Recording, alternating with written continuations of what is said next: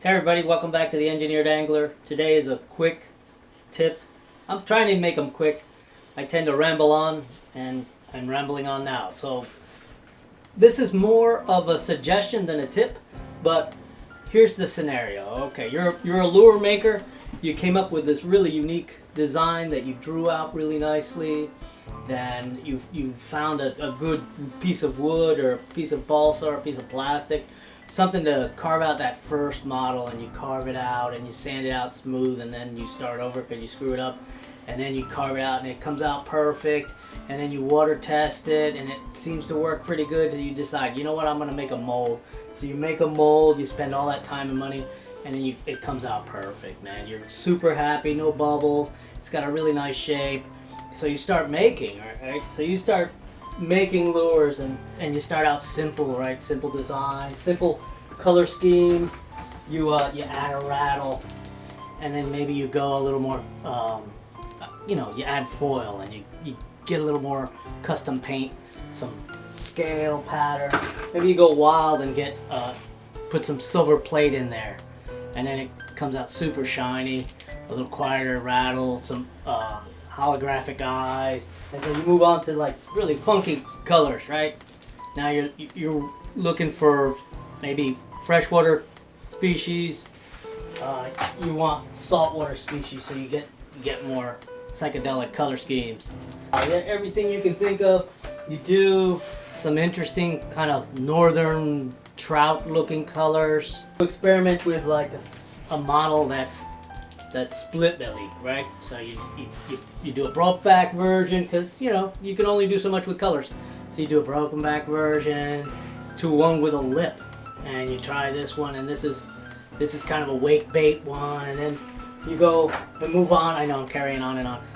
You go on to a deep diving version, and then maybe a split one with a lip, and you just go on, and every variety and type of lure that you can make with that one mold, you do it. And sooner or later you're going to run out of ways to modify it. So this is one more suggestion. Don't just stick to your typical resin, right? Think about other materials. So here's what I'm doing now. I'm using this is that same lure, and I'm doing clear resin.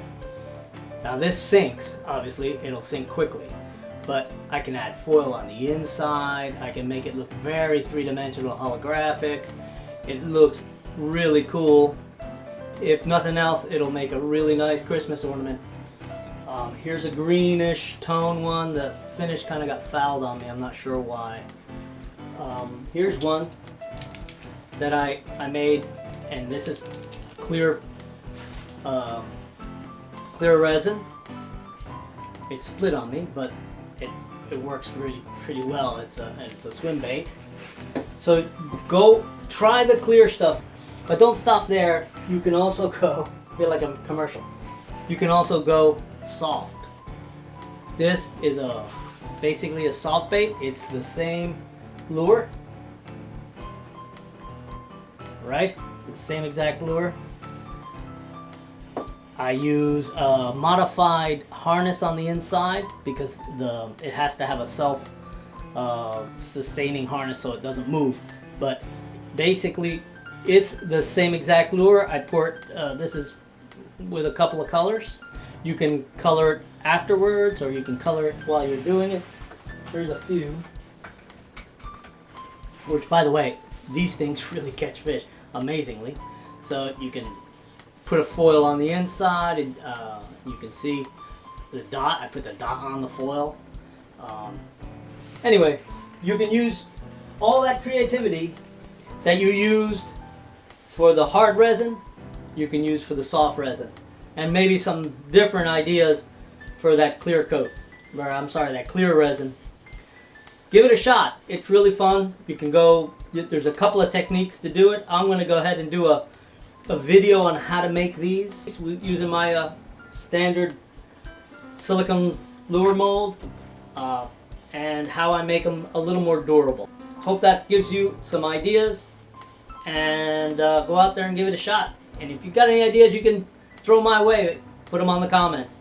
Thanks for watching.